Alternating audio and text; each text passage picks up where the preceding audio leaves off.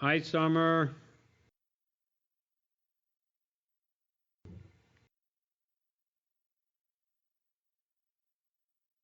Hi, Marcel. Hi, Kira. Now, let's see. Hello. Hi, Summer and Marcel. Are you guys logging in from home? Yeah, today was an exam day. Ah, what exam did you have? I had a modern Middle East exam. How'd that go? It was a paper, so Ah, okay. Summer? I didn't have one. Ah, okay. You guys are doing this tomorrow. What do you have? Sorry, Wednesday. What do you have tomorrow? Any exam? bio. Bio. Bio.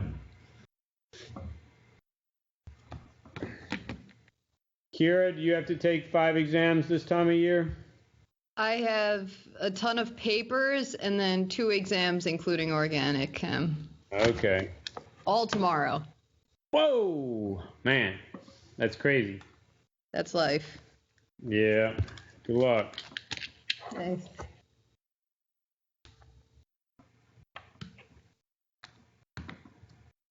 You're not saying you're taking 2 exams tomorrow, are you? Or are you? I am taking 2 exams tomorrow. Man. We Yeah. we should call you Beast instead of Kira. Only for so long. And when are the papers due, Kira? Originally tomorrow. But you got them moved? Yeah, I got them moved to this Saturday and rest of the week. Okay, good. I'm traveling though, so this is going to be an interesting way of studying. Oh yeah. Do you mind sharing where you're traveling? I'm leaving tomorrow for Boston right after my second exam, and then from Boston, I'm taking a 15-hour thing to, I think, Rome. Wow. And then from there, we're either going to take a flight or a car, depending on how it turns out, to Bari, then going 2 hours in the countryside and finding my grandparents. Wow. Nice. When you go through Boston, have a little clam chowder. I have too much clam chowder. I lived there for 10 years.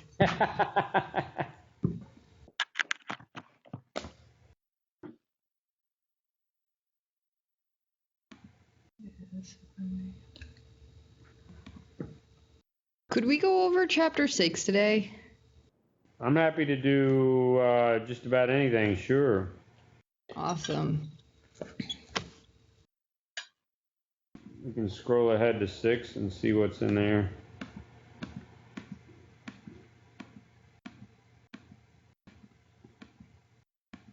Here we go.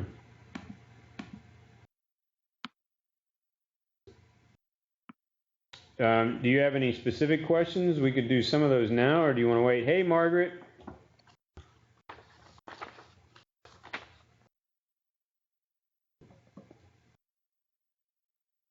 Hey, Margaret. Hello. Can How's you it hear me? going? Yeah. There you go. Yeah, we can hear you. Yeah, I just got back from my 3-hour advanced topics and biological research final. It was fun. How did that go?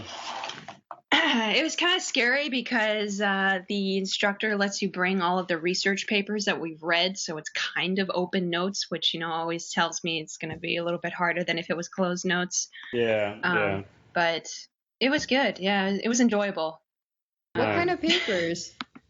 Just like primary research papers, like Saiki et al.'s paper on PCR and I don't know, just some classic biology research papers.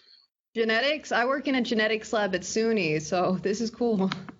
Yeah. There's a lot of genetic stuff, like Fire et al.'s RNAi or RNA interference stuff. Yeah, I actually did my presentation. And everything? Yeah. Awesome. Mm-hmm. So.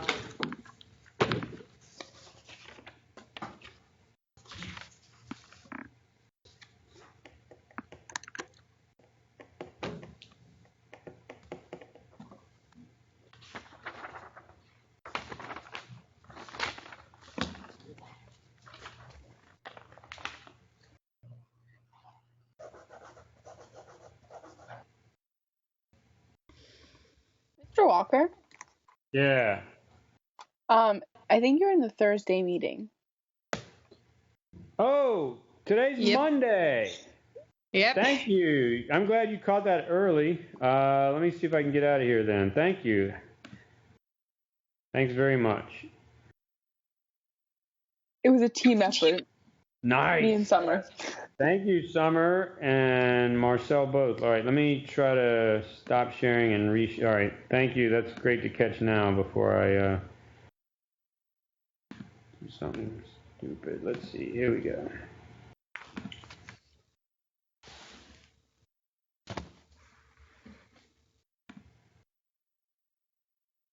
All right.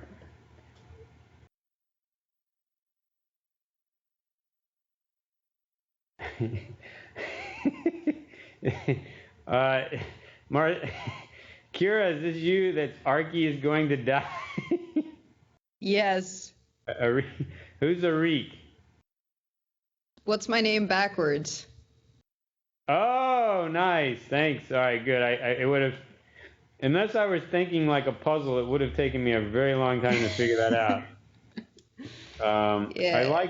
I like puzzles, and if I'd have known, hey, it's a puzzle, I might have put some time and effort into it, but. I've logged in under that name a few times, so felt like All right. this Well, last chance. I'm also like a little bit clueless, so yeah, it's easy for me to miss some things. All right. It looks like I have to update Adobe Flash Player for some reason to get into Adobe Connect today. I don't know if that's going to kick me out or make me restart my computer, so just heads up, I might disappear. Okay. Sounds good. No, we need you for the review, damn it. I know, right? Hey, Keith. What's up? How you doing? All right. Good deal. Welcome to class. Is it hot down in Florida today? Nah, it's a nice 60 degrees out right now. Keith, you don't know how much we're hating you some days, man. Yeah, this is the time of the year. It's like, all right, I can deal with this. Yeah. Hey, Robin, welcome to class. Hello, Mr. Walker. How's it going? Great, thanks. Hey, maybe, Robin, you've got the record for coldest weather. What's it like in Switzerland now, temperature-wise? You can give it to us in Celsius. We're okay with that. Today in the morning, I think it was like -3 degrees Celsius. What? But now it's around, yeah. Wow. Now it's around what? Around 5 degrees. Okay. 5 degrees, yeah. Gotcha. Wait. Regular 5 degrees or -5 degrees? No, -5 degrees Celsius. So that'd be like Oh, God. like 25 or something like that Fahrenheit. Yeah. That's Yeah. still It'd be too more than cold. that. I mean, isn't 0 degrees freezing? Yeah, so 0 is 32. So it'd be like more than that. What do you think it is, Keith? I'm gonna say it's 5, not -5, right? I thought you said -5 this morning. I think It was it's -3 this morning. -3 this morning, so let's call that 29 degrees Fahrenheit. Yeah. What do you think? I'd say -26 or just 26 degrees. And then, Robin, what's the temperature now, roughly? Bacon soda. 3 degrees, I just checked. 3 degrees Celsius. 3 degrees. That's chilly. That's still pretty chilly. It's beautiful outside. Can you sit here today? Young not here. Young Hyun is not here. He's taking the exam. I know. All right, I got 2:15, so we're going to go ahead and start. Margaret, looks like you're already back with us.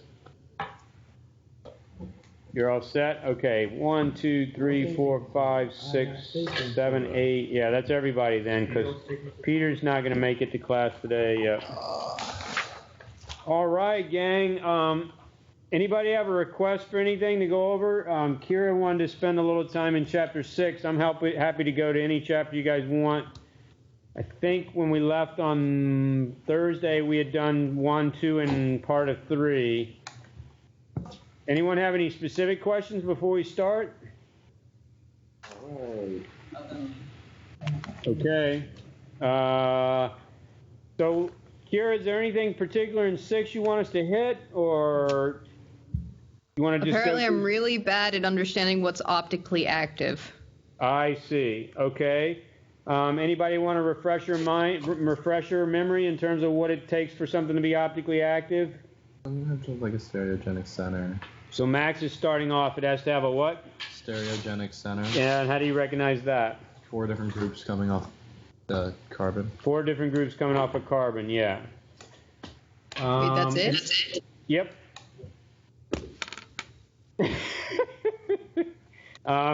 And then Kira, so then it could be have an absolute configuration of either R or S. And you want to rate the groups by priority, 1, 2, 3, 4, highest priority, the highest atomic number, lowest to, say, hydrogen. And then you want to hold it, kind of like hold on position 4. Imagine it's kind of, and you're looking at 1, 2, 3, and if 1, It's 2, like 3, petals on a daisy. Yep, good. And if it goes clockwise, that's R. It's R. Counterclockwise, it's S. I don't know if you're right. And Max does question that. Yeah, that screws me up. Don't listen to Max. All right. Are there any other specifics you want me to hit, Kira, or you want to see how that would play out on a, like, here's a question, like we could look at 6.6, and I'll just try to, so this says how many stereogenic centers does each of the following cyclic compounds have? If we look at 6.6a, this is one that wasn't assigned for homework. 1. Max says 1. We'll wait for other 1. answers. Robin says just 1. none, I think. Just 1. Oh, 1. Keith, do you have an answer? Yeah, I said 1. 1. I'm not sure. I don't think there agree. is any. I don't know. I think there might be none. Why might there be none? Because the only carbon that doesn't connect to 2 hydrogens connects to 2 carbons that are the same. Yeah, I think this carbon right here is the one that you might argue might be stereogenic, but because of the symmetry of this molecule, everything that's coming over here is also coming over here, so I don't see a center of, Is that a second methyl group? Yeah, good. If it had a methyl group, like this next one, B, this is what do you call it, a stereogenic center because there's some other group off this way. So this is almost identical to what we had in A, but this makes it so right here we're pointing to, so is that the only stereogenic center in that one? Yeah. Yeah. Summer, question? So I'm looking at the, like if the oxygen was opposite, so para to the ethyl group, would it still be stereogenic, or am I just making that up? No, you've asked a good question. If we move the O double bond over 1 to the para position, it would then lose its ability to be, because there would be a plane of symmetry, essentially, is a short way of answering that. So you're right, that would not count. What about this one in C? Is that enough to make it so that there's a stereogenic center? Yeah. So our stereogenic center, if we point to, is right here. And all we need is something different on one side of that ring. So good question, Summer. I like that. So Summer could change this into a question like, how could you take this compound, make an isomer of it that was not optically active? It would be to move this ketone group over to here, and that would be done. All right, good one. So again, I don't know if anyone has a specific question in Chapter 6. There are other more complicated ones where you're looking for stereogenic centers. Maybe just as a review, we can look at something like 6.8. It says how many stereogenic centers, what if it asks how many stereoisomers would be possible from the stereogenic centers? Do you remember the rule of thumb? Like say that you run into 3 stereogenic centers. How do you figure out how many stereoisomers it could be? 3 squared, eh? Yeah. 3, or is it 2 to the 3rd, or is it 3 squared? Which is it? I think it's 3 squared. 2 to the 3rd. I think it's 2 to the 3rd. So I think it's 8 are possible because it's raised to that number, that power. So if there are four stereogenic centers, you could get up to 16 stereoisomers. So it's 2 to the n where n is the number of stereoisomers. Good. So that's a nice little review there. The next one is getting into priority rules. Do you need review on that, or are we good on that? It's pretty much atomic number. Can't hurt. All right, how about 610A? We'll just do A.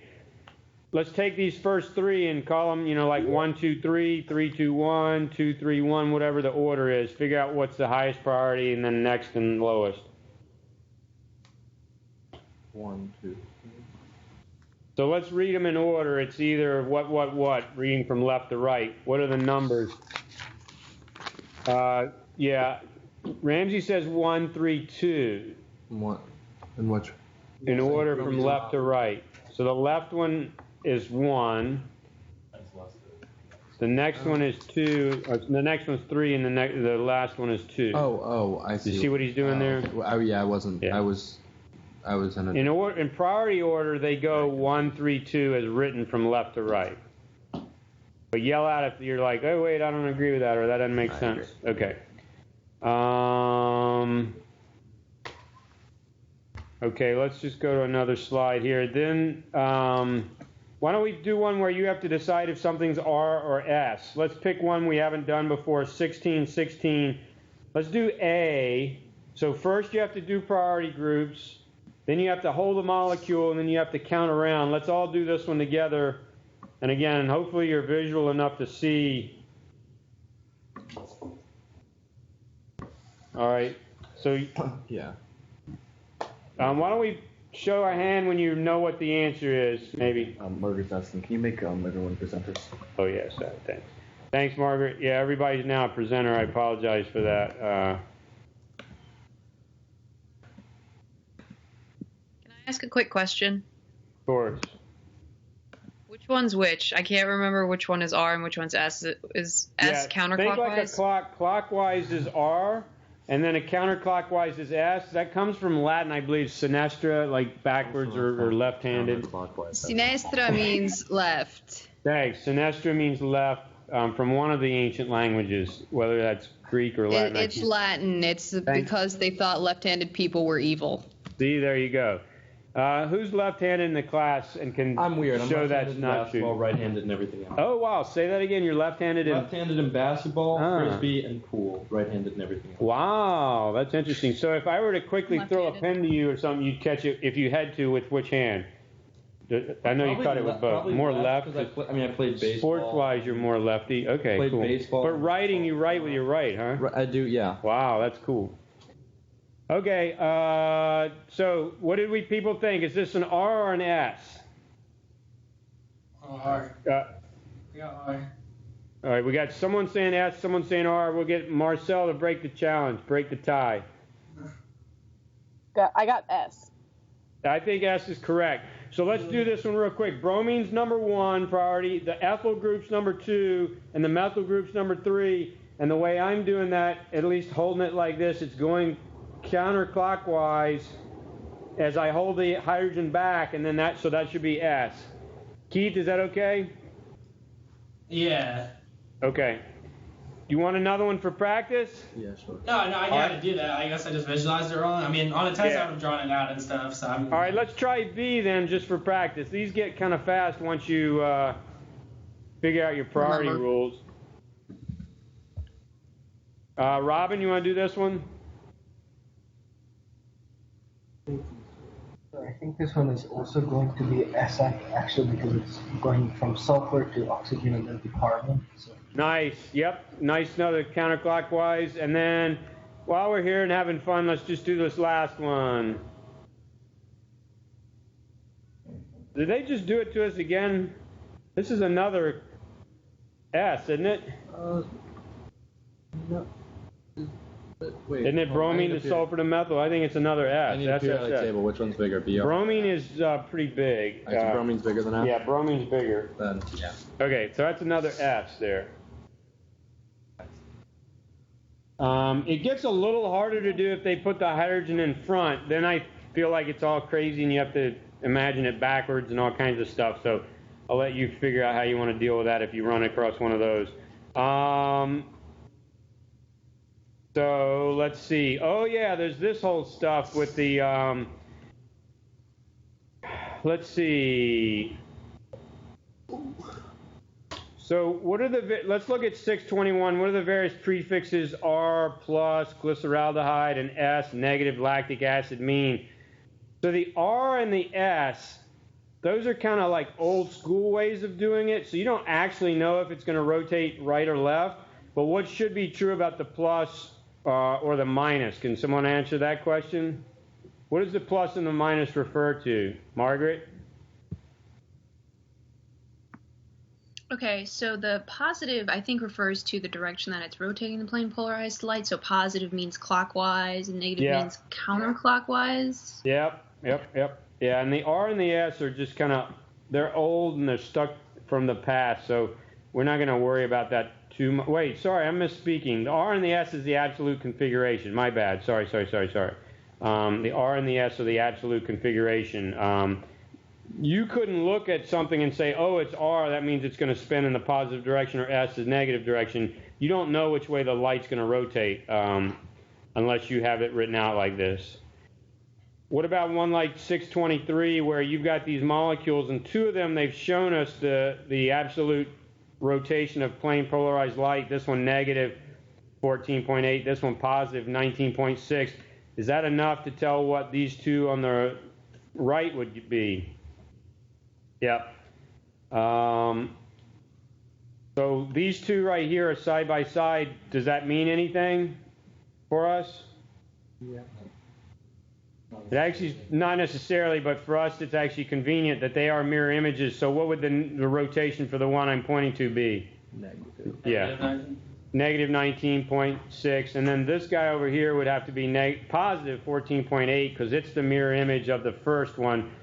What do we call 1 and 4? They are something to one another. I forget that big name. It's like Ramsey remembers.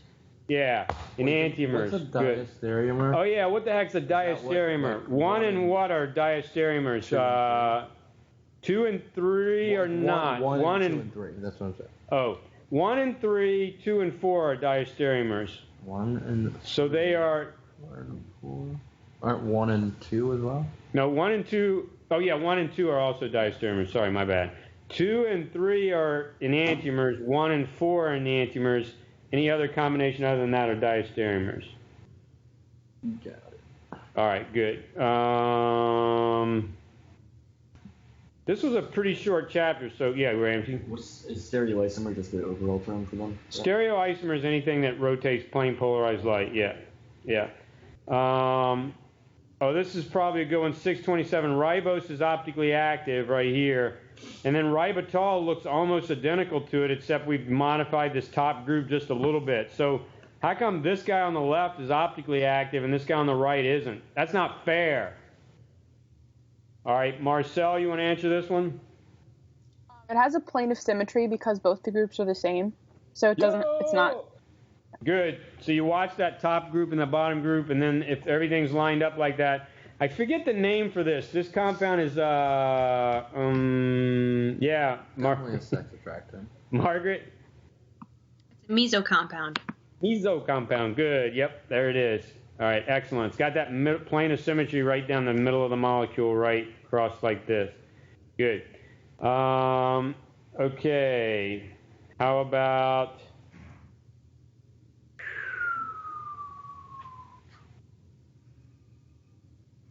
Oh, look at this one. This one's interesting. 636.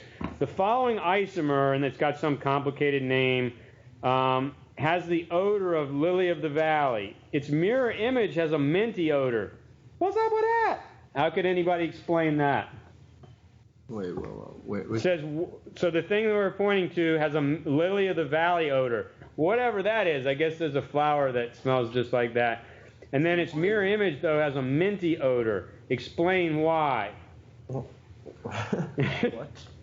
Ramsey would like to take this one on. Well, I think it's chiral, and they'll have the two, because everything in like biology will tend to be chiral in either right-handed or left-handed direction. Different compounds will react in very different ways with whatever whatever they're binding to within the body. So one form of the compound will bond to a receptor in one way, the other will bond in a very different way. Good. It's like being chemically, having the same compounds in it. Yeah. Good. That's perfect answer. So you're going to be going into a chiral environment, your body, when you're smelling, and it would be kind of like, putting your hand in, and your hand would fit perfectly into a mold of a right hand, let's say, but it would not fit at all to a mold of a left hand. And, if you flipped your hand around backwards, though, that would go into a different kind of mold. And your sense of smell is really, your molecules are coming in and latching in, and you're going, that smells like this, or that smells like that, because it goes into a different receptor for different smells. So, perfect answer. Our bodies are chiral, and we're going to get different reactions from different enantiomers. All right, good. That's probably close to the end of chapter 6. So I might flip back to where we were. Kira, is that an okay summary for you? That was great. Okay, good. Here's 35, chapter 3, where we were last week. Trying to find any. You guys yell out if you have questions about things. Oh, I feel like this was hard when we did it, and it's been a while, so I wouldn't mind doing something like these conformations of cycloalkanes, cyclohexanes, where you have to draw them out, like in the boat formula, and you have to flip them, and which is more stable. I feel like, for some reason, that maybe needs a little more help from you guys, so why don't we try something like, we could either do 37A, which we've done for homework, or something like 38A that wasn't assigned for homework. Is there a preference? The one that wasn't assigned. All right, let's do it. Let's do 38A. It says draw the most stable conformation of each of the following molecules. So you're going to try to draw that boat, where you've got the axial up or equatorial down, that kind of stuff. And the compound is 1,1,4-trimethyl cyclohexane. Does this make the chair look anything? Yeah, so try to draw the chair, and what we'll do is use words like axial up or equatorial, down, and things like that to help us visualize what you're saying is your answer. Okay, so I have an answer here. I know it may take you guys just a little bit longer than that. And the question is, what's the most stable conformation as we draw it out? And then we'll talk a little bit and probably use the word steric hindrance. And if you finish A quickly, go ahead and do B as well so that we can see what we think about that one. I hope I did this right. That was not easy. Right?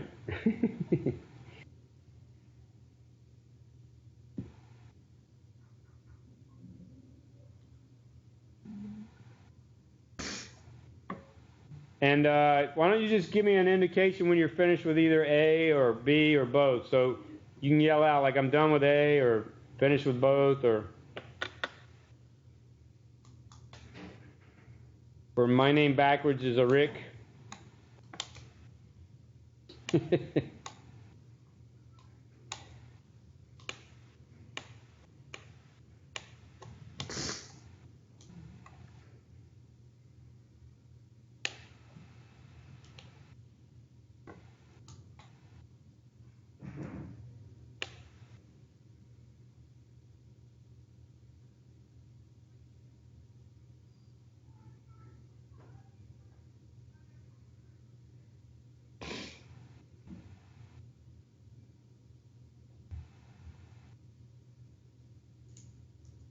No, that doesn't make sense.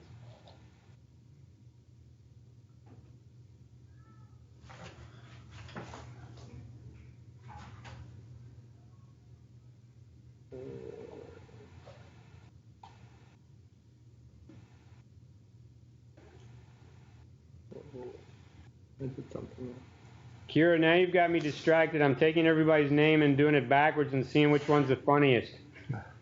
So far, I got Nibor and Remus are the funniest ones. Sorry, a little too distracted here. Yeah. Remus?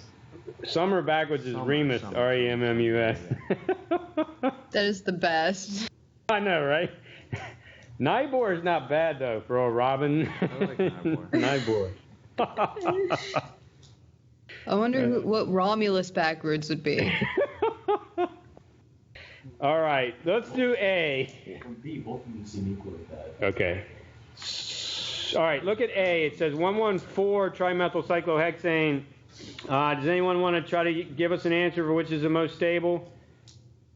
How about we do it this way? For the 1-1 doesn't matter because axial up, equatorial down, or vice versa doesn't matter. But the 4 position does matter. Would you rather it be equatorial or axial? A methyl group. Axial puts it actually so it smacks into hydrogens across the ring. So actually always want to go equatorial for bigger, bulkier groups. So the answer to that is equatorial. So the best isomer you can draw has the methyl on carbon number 4 equatorial, and then the other 2 don't matter. So wait, which one are you considering carbon number 4? Well, doesn't it kind of matter with the chair conformation? Like. It does, but as soon as I put 2 methyl groups down, I call that carbon number 1, and then I start counting around the ring until I get to 4. Can I just see what you have for your drawings? I just want to make sure. Yep. All right, so I'm coming up to draw it, and Max will switch over our thingy cord. Yeah, I do it on this bad boy. Oh yeah, because it's a separate table.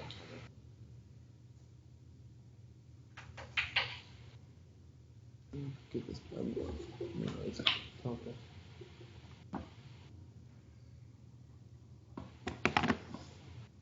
How are we doing on switching over? Good. So Keith, this becomes carbon number 1, so 1, 1, and then 2, 3, 4. And since this is axial up, axial down, this is axial up, axial down, and axial up. And I have a choice, do I put my methyl up or down? And I always want to put it here where it'll have the most space, not axial, where it'll actually bang into, I know it's hard to see, but there are hydrogens here and here that it actually clunk into. So it's better I don't think there's a hydrogen at that one corner at the bottom going up. It would have to go down. Yeah. Am I making a mistake? Oh, right here? Sorry, thanks, Kira. Thank you very much. You're right. There's a hydrogen down here. Thank you. So what do I need? I need an up here. What if you made like the top side corner where you got carbon number 1? Sorry, this hydrogen right here would be the one that bangs into, if there were a methyl group here, it would smash into that one and that one. Thanks for the catch, Kira. So I need a slight up hydrogen here. It gets a little tight drawing all the things in the middle of the ring, but if that's up, I need an equatorial down. So I've actually shown every single hydrogen now. Keith, is that okay? Yeah, but like, what would, if you had both methyl groups on the top, the very highest carbon up there, would the answer change or? Okay, let's do that. So again, since I'm forced to do that there, I have an option of what to do. This is still the 1 position now, so 2, 3, 4. So once I get over to here, I could either put the methyl here. That would be the worst place I could put it because it's going to smash into that hydrogen, and it's hard to see, but that hydrogen there. So I actually still want to go equatorial rather than axial. Does that help? Okay. Okay. All right. Now what happens? We can just stick with this same thing for 113 is the next one. So 113. So let's move it to. Now I need to put it here. Do I want to put? Sorry, I need to go. It's hard to see, but here. Would I rather have it axial up or equatorial down? Keith, what do you think? Where are we putting it exactly? What carbon? Carbon number 3. So this is 1, 2, 3. And now I have a choice. I have to put a methyl either here or here. So I could put it axial up or equatorial down. Would you put it up? I can't really tell from this here. Yeah, you actually never want it to go up if you can help it, because by being axial up, it's going to be clunking into all the other axials around the ring, which would be. So the answer again is going to be, you always want to go equatorial if you've got a choice. All right. Yep.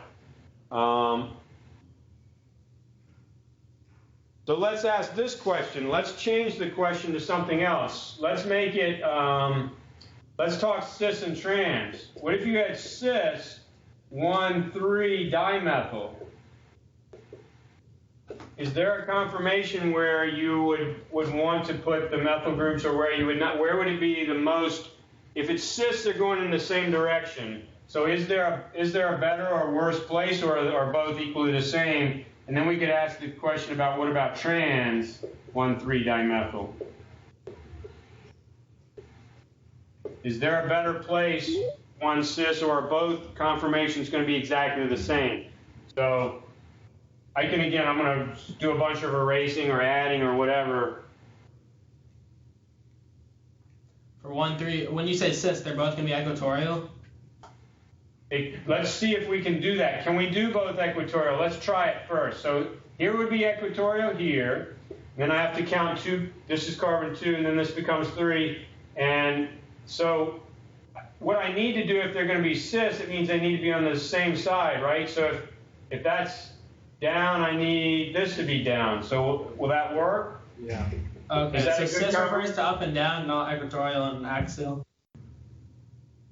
Cis refers to pointing in the same direction. Like if one's down, the other has to be down. Okay, but you can have one axial and one equatorial, and it'll still be cis. Like if these two are side by side and one's down and the other's down, yeah, that could be equatorial and that could be axial, and they're cis. Okay. Yeah. So it turns out this is the best conformation for this one, having this one equatorial down and this one equatorial down. And it happened to be that it worked because they were in the 1,3 position. What would happen if we went to 1,3 trans, though? We would force one of these guys to switch. So, like this could go up, axial up, but this has to be equatorial down. It's the nature of the 1,3. If one's up, the other's got to be down. And if we flipped into the other chair conformation, we don't like seeing this axial up, but what would happen if we flipped to the other chair? Anybody want to take that on? I can't tell who wants to answer. Robin, do you want to try it? What would happen if we flipped? I think it would basically invert. So if it would have been axial up, then it would become equatorial down, I believe. Yeah, whatever was one becomes the other, and vice versa. So what was axial up becomes equatorial up, so our methyl just ends up there, and that's a pretty good place for that. But when we go to carbon number 3, 1, 2, 3, we're going to still need, our methyl group is now going to go straight up, and our hydrogen is going to go, wait a minute, did I do that right? Wait. Or did I screw up? Wait, are we in cis or trans right now? Oh, sorry, we're in trans, So then it would be equatorial down, I believe. Yeah, sorry. So what do I need here? I've got Not equatorial. axial is It'd be down, axial. up, down. It'd be axial down. Yeah, I have an axial down here and a hydrogen that's up. So this is just as bad as that was, because anytime you have a methyl group in the axial position, it's banging into the hydrogens around it. So even though it doesn't look it, that's just as bad as that. There's no perfect chair conformation. So each one is equally as bad for the trans, but for the cis, you could have one chair that was better than the other. How is that? Does that bring back bad memories? Does it clarify things? Does it make, what do we think? The trauma is unearthing itself. Trauma, we've re-exposed a wound. Okay. Just take a little bit of a look at that, and certainly email questions or yell out if you think we need to spend more time on it, or we can go on to other things. You guys give me a yell. What do you think? Good to go? All right, let's move on. I feel like we need to get on into chapter 4 at some point, so let me, unless you guys see something you need, here's 4 where we got into, like, what's the molecular formula. I think you guys would look at this now and think this is super easy because you're so used to, looking at bond line structures and double bonds and what all that means. Here I think they're just asking you about the degree of substitution of double bonds, like do they have, 2 groups coming in on them or 3? cis and trans isomers. Yell out if you see something that looks scary or a question. The EZ system, I think we've been reviewing that almost all as we've been going along, so I think you're probably pretty good about that. I forget what Z stands for. Zusammen, same, right? Same side, right? E, anyone remember the German for E? Eingegangen. All right, we learned a little German in here. Good. And a little Russian, too. Oh, God. Sorry, I had to get Kira mad at me for a second there. Anybody, do you need to review nomenclature on alkenes, or are you feeling good about it? Nah. Feeling good about it? All right, let's find things that are more difficult. I think if you were given the name, drawing the structural formula would be pretty easy too, so hopefully those look pretty good for you. Let's assume that that's good. Let's look for some more difficult stuff then. All right, we got triple bonds with alkynes. Maybe just a quick review of how many moles of hydrogen it would take. So 32 is one that wasn't assigned for homework. How many moles of hydrogen gas will react with each of the following compounds? It's not stated, but what you're doing is essentially blasting them with hydrogen to get rid of the triple bonds or the double bonds. So why don't we take a second and count up how many moles of hydrogen you think?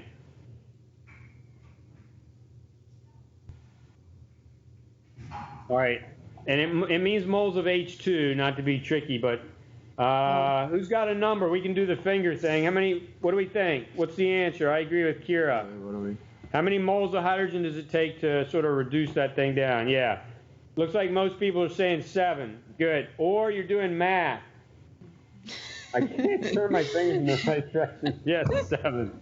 All right, good. Does that make sense? It takes two moles of hydrogen to get rid of a triple bond, 1 mole of hydrogen to get rid of a double bond. Well, not 2 moles of hydrogen, 2 moles of H2. 2 moles of H2, pardon. Yeah, I meant hydrogen is H2, yeah. Oxidation of alkenes. You gotta love this stuff. What's the product when we do ozonalysis of the following compounds? Let's look at C. That one looks tough. Remember, this is when you come in with ozone and you're blasted and something happens about that double bond, and who remembers that, man? So long ago. Summer's just like, oh my God. All right, yeah, right? Max, tell us what happens. I would kind of split the double bond so it breaks the ring wide open, right? Break the ring wide open and have double bond O on each end. Double bond O on each end. So you got however many carbons it takes till you get there. And then you essentially are making an aldehyde, a C double bond OH and a C double bond OH, because there's an H not shown on that thing. Good. What if we busted this guy? What if we ozonolyzed that thing? What would we end up with? Woo! That would be crazy.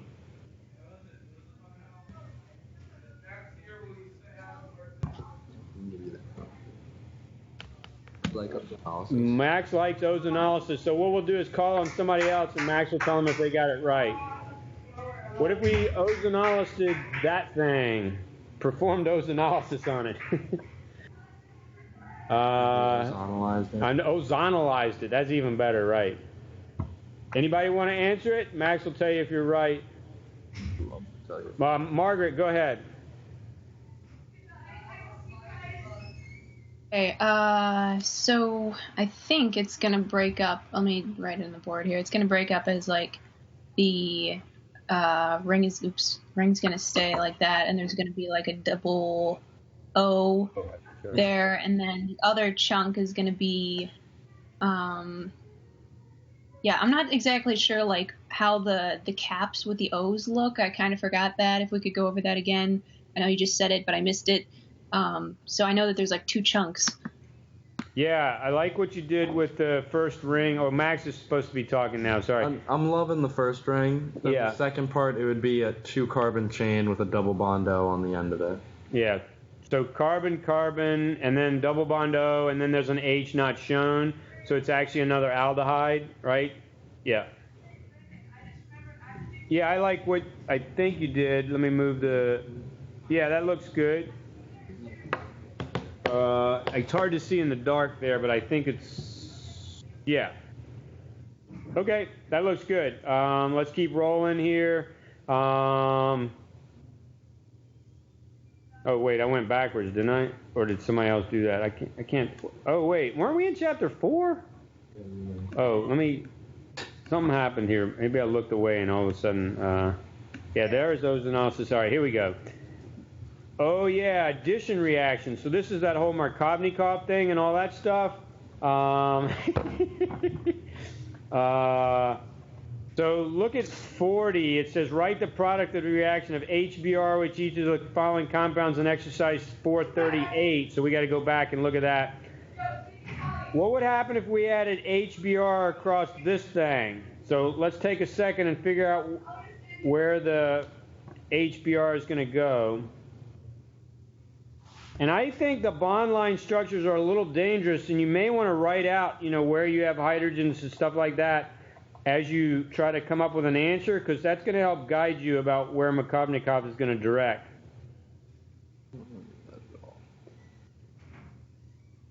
Don't remember that at all. Anyone want to give Max a hint about what the Markovnikov rule is? Ramsey? I was so excited. Okay. You add the H where there's what? Either the most H's or the least H's. Most H's already. So on this structure, there are no H's against the ring, but there is an H up on the top part of the C double bond C, sorry. So you'd put your H that way, and your bromine's going to go against the ring, so your final structure is going to be a cyclohexane with a bromine coming off, and then beside it, or on the same carbon, an ethyl group coming off. Does that make the bromine compound a phenyl bromide? No, ma'am. It would maybe if you had alternating single double bond in the ring, but it's just cyclohexane, right? So the name of that guy would be 1-bromo, 1-ethyl cyclohexane. So does that bring back some of this? Okay. So let's try to find another one then. Do we need to practice that anymore?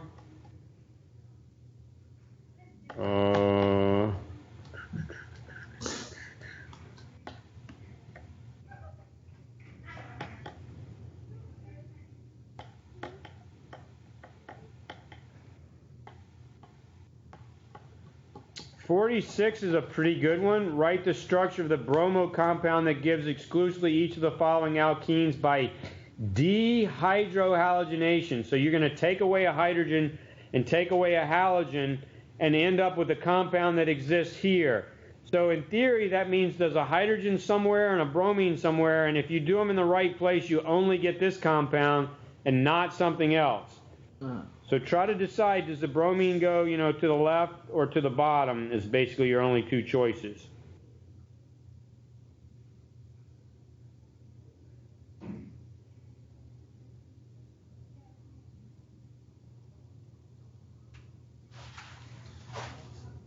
It's a good question. Sometimes in a problem like this, you actually have to write out both of them unless you see it quickly. Why, it would be one answer and not another.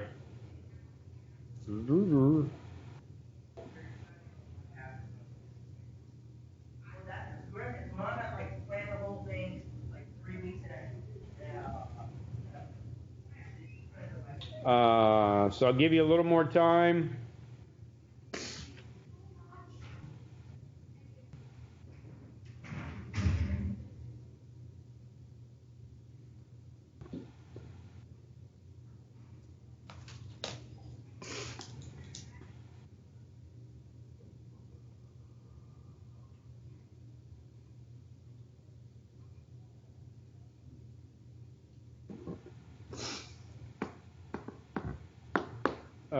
Who's got an answer? All right, we got one. Anybody else got an answer? 2, 3. 3 people have an answer. All right, Kira, do you mind helping us with this one? Let's call the carbon we're pointing to number 1. Would the bromine be on number 1 or number 2? What do you think?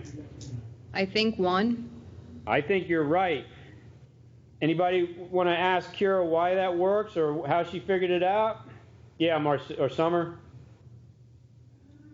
Yeah, Summer wants to know how you figured that out. Like, that was one option. Why wouldn't it work if you put it on, let's call it carbon number 2, which is this guy over here? if the bromine were there, would it work just as well? Apparently not, but why? I can't really point to it without blocking it. I don't think this reason is right, simply because we're in the wrong chapter for it, but I thought the para position. Yeah, but so I agree with let's call it the para position is the place for the bromine, but there's a good reason for it being there and not, say, anywhere else. If we put it here, for example. Say again? Isn't bromine a mana directing column? Okay. No. That's It's a different topic, and this is not a benzene ring, so yeah, yeah. So it's not for that reason. It all comes down to symmetry. Margaret, will you try to explain it? Yeah, I did write symmetry in text chat, but so I think the explanation is that because the bromine is going to go there, because if you drew it out and say, I want to draw this out, I think that would help explain it. So if you have a situation, oh my God, this is terrible. I'm sorry. Please have patience for a moment. Doing better than what I'm doing. EH3. So if the bromine is coming off right here, it can either leave with a hydrogen on either side of it and form the double bond either here or there. But either way, it doesn't matter because it's still going to be that compound, because you can just flip this thing over and it's going to be the same compound either way that it forms a double bond. Nice. Yep. Whereas if the bromine went to any other position, then you could have the double bond go, say, left or right, but then it wouldn't be a symmetrical molecule, so it has to do with being perfectly symmetrical with that methyl group right there. You'd end up with two different things. One would be like a, let's see, you'd have the methyl group one away or two away. So, yeah, she's drawing them out now because she's really fast with that. So that would be one of your compounds, and your other compound would have it going off the way the way it starts in the book, the way it's formed. Margaret, I think your second compound would actually be the one that the book shows. So in other words, it would be, you just made the same thing flipped in space, but I think it needs to be one more carbon over, so it looks...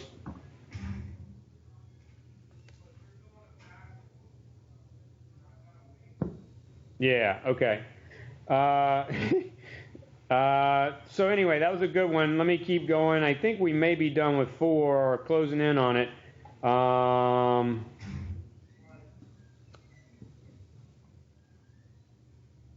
Oh, do you guys remember the word conjugated? What does conjugated mean, just so we're clear? It's like alternating double and single. Double, single, double. All right, good. So this one does not have conjugated bonds. This one does because they go double, single, double. Good. Oh man, I forgot the Huckel rule. Like, is this aromatic or not? I forget how to do that. Ooh, this is hard. I haven't really got this.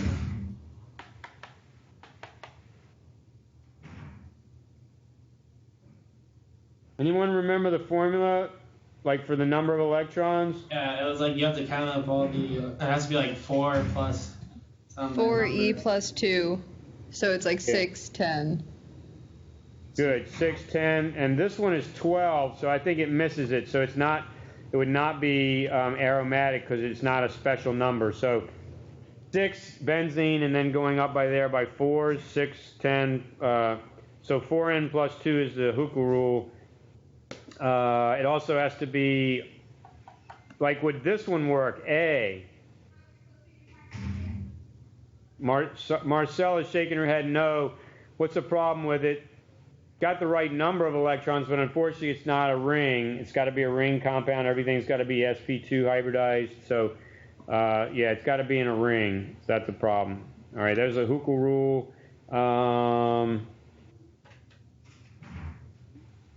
You know, this stuff about how many electrons enter the pi system would be a fair kind of question again. We could give one of those. There was one on the test. I don't know if people want to go over one of those or not. Yeah. This one takes a little while, so it's not fast. Does anyone have a favorite one they want to do? There's 6 sitting here. Anybody want to pick one? Let's do A. 5-7A or 5-8A? 5-8A. Okay. All right, so let's look at this top nitrogen. What's not shown is a hydrogen sticking out. So there is oh, that's a lie. There's not a hydrogen there. My bad. Sorry. What's sticking out is a what group? Lone pair. Unshared pair. Yeah, good. So there's a lone pair sticking out into, the trigonal planar space, if you will. So that lone pair takes up 2 electrons. Then there's 1 electron going for the sigma bond to the left, 1 going to the sigma bond of the right, and then 1 entering the pi system. Let's see, I got to write this stuff out to figure it out too. So in our sp2 hybrid orbital versus our p, what we're trying to figure out is how many electrons are left over to be unhybridized to shoot up into the p system. So in the sp2, we've got 2 for a lone pair that's sticking out in the space, 1 for a sigma, 1 for a sigma. Of the 5 electrons, that only leaves 1 left over for the unhybridized p. So it's able to donate 1 into the pi system. Again, I don't feel like I'm being particularly clear on that because I'm just stating how to do it, but yell out if there are questions. You do the same thing back on this one. You got to figure out in the sp2 hybrid, how many electrons are going into what? So just look, there's 1 to a sigma, 1 to a sigma, and 1 to a sigma. You've used up every single one for the sigma system, and all your sp2s. That leaves 2 more electrons of the 5 sitting with nothing to do. They're sitting up in the unhybridized p orbital and donate both of the electrons to that. Again, I don't know if I'm going over that too fast or if that's helpful or not. You almost just to clarify, so yeah, with the nitrogen that is double bonded, you only count 1 of the electrons that's in that double bond as being contributed by nitrogen? Yeah, because the other one is going up into the pi system, and that's part of the double bond. Yeah. So it's 5 is the answer. It looks good.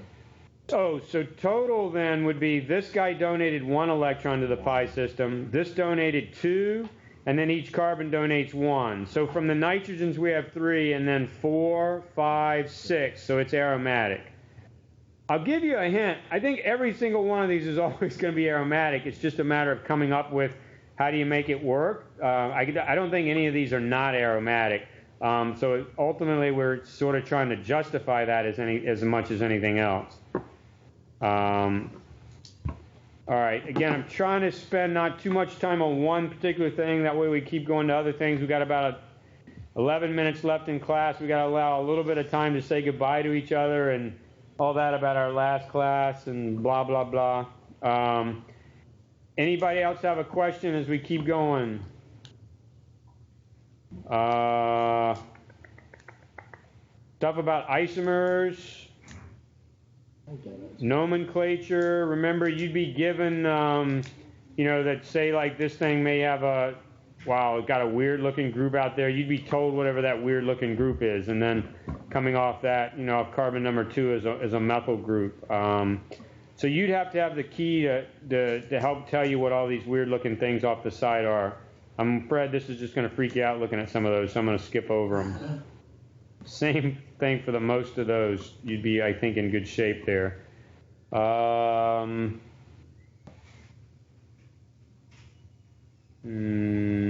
me yell out if you see something interesting.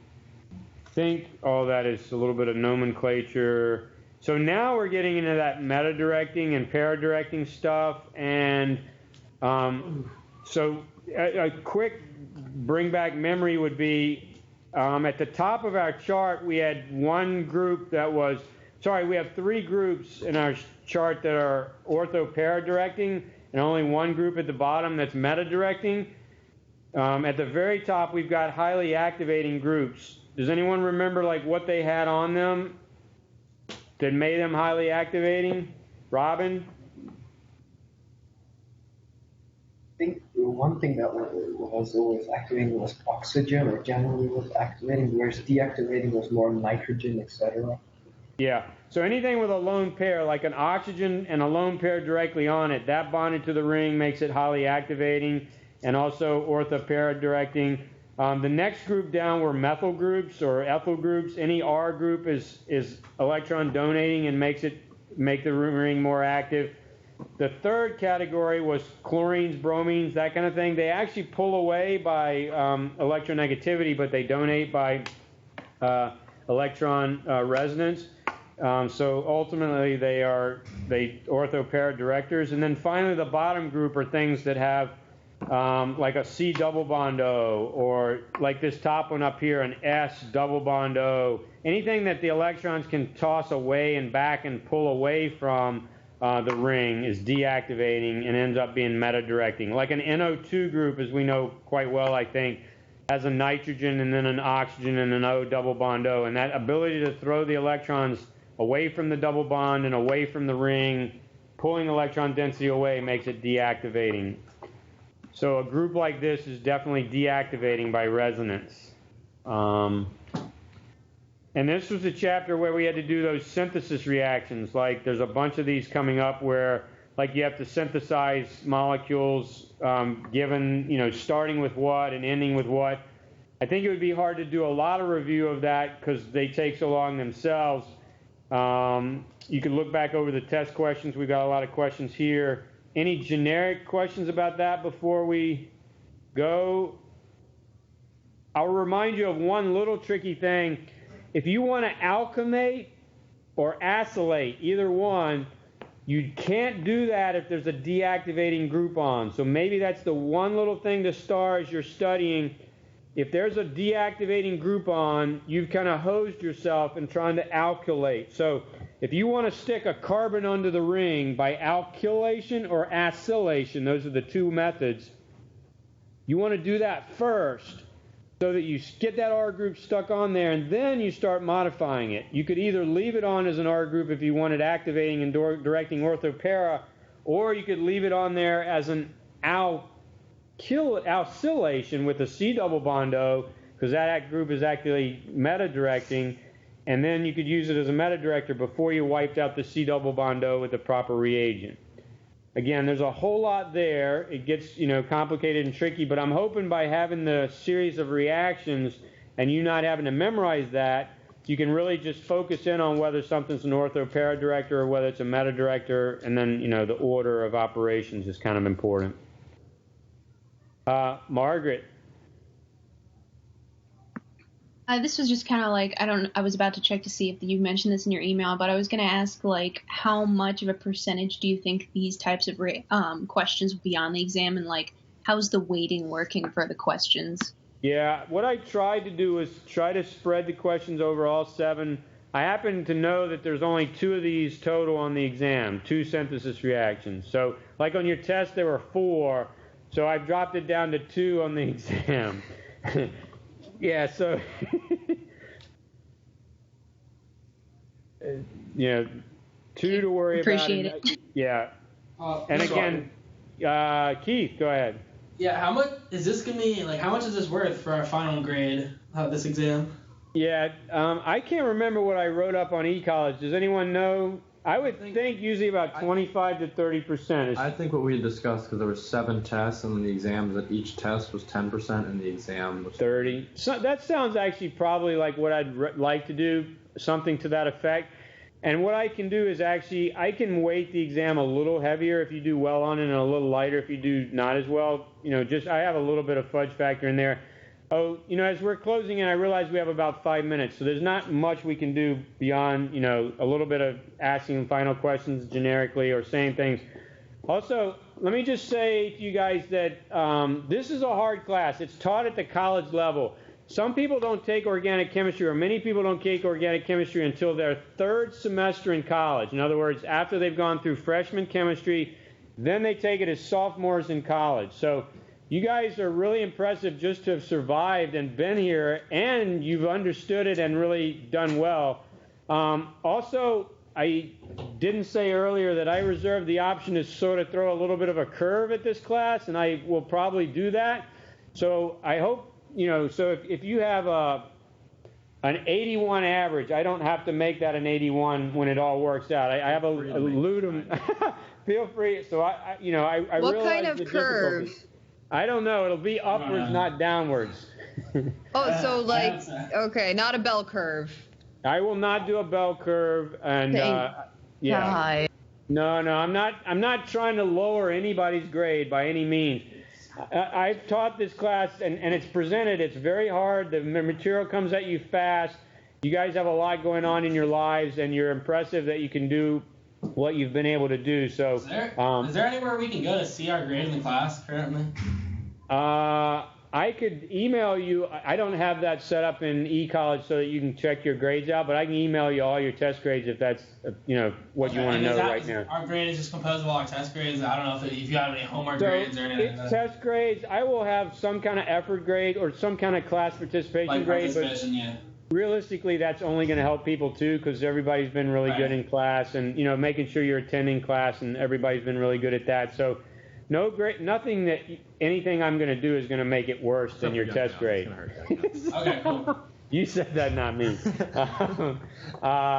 So again, I guess I want to just make sure you guys hopefully have enjoyed the class. Hopefully, I know you guys have worked very hard, and so I want to put my praises out there for how well you've done. Also, many of you were really good at guessing heights, which is an impressive skill. Just looking at someone's, just looking at someone's face on a screen, across country, it's so hard to guess height. But you guys did a really good job of that. All right. Any other comments or questions as we wrap up here? We got about 3 minutes on the official time clock. Since I won't see anyone on June 22nd, happy Mole Day. Right? Wait, now see, you do that. I do. We celebrated on October 23rd. You celebrated on June 2nd, 6.02. Okay, all right, I know. Okay. 22nd. So. Wait. What do you do? What date do you celebrate it on? June 22nd. 22nd. 6.22. Didn't work at all. Why? I just ignored the 0 because I'm always busy on the 2nd. Oh. See, I think is it 6.022 or? I don't even know what a mole is. It's 6.022. Well, technically it's 6.02. Sorry, 6.023 if you're rounding, but it's 6.0228. I got you. So maybe at 8 o'clock on June 22nd. All right, we celebrated on October 23rd, but everybody can celebrate Mole Day whenever they want. It's a good thing. Anybody else? Would you guys ever take another MSON class or an online class again? Yeah. How many? Not I this have year. a few of you next semester. Margaret and Robin, I think I have you next semester. Anybody else, or is everybody else bailed? Like as of right now, Everybody's you doing have something me, but else? not like you not don't think really? there are Yeah. times of. All right, well, I've enjoyed teaching all you guys, and I think you guys have made class a lot of fun, and I appreciate it. Good job. Good luck. I will. My cat will miss you all. I know, right? I'll give you guys feedback on your exams. Probably won't get that till the second week of winter break, because I don't think I can turn it around fast enough. I'm going away for a week, and I won't grade them while I'm gone. Anything else? All right, we got about a minute. I'll say goodbye to people. Goodbye, Keith. Goodbye, Robin. Goodbye, Margaret. Goodbye, Summer. Goodbye, Marcel. Goodbye, Kira. Goodbye, Ramsey. Goodbye, Max. Hey, guys, say hello to Alex. Bye, Alex. He's coming in for his next class. Remember guys, to close the meeting. Thank you. I remember that Thanks, I had a Mr. bioethics. Thank you, Mr. All right. Walker. Thank you, Bye. guys. Good. Have a great Bye-bye. break. Thank you. You too. Did you remember that you have a math redo? Don't forget to cut off the meeting. If you're gonna do it, you might as well do it before the end of the first semester. There's no way that I can, I already have so much stuff to do in the next 2 days that it's just not possible. No, but in the next of the first semester, you have to January 15th. Yeah. All right, Alex. Is this your? Well, yeah, but You have a semester class or a year? Year class. yeah, what class are you taking? So you still got to be nice to your teacher. Yeah. These guys are done with Yeah, that. this is our last one. They're like, blow this piece of crap off. Yeah, Mr. Walker, I think you should consider yourself lucky for not having a second semester. Oh my God, I'm it would be awful. It's gonna be bad. Well, actually, the nature of this class, though, this next class is easy. Like, you do projects and make videos and stuff. Like, there's like one test. But it's not even. It's more just about the. It's different. The attitude is so different. Like, the first semester.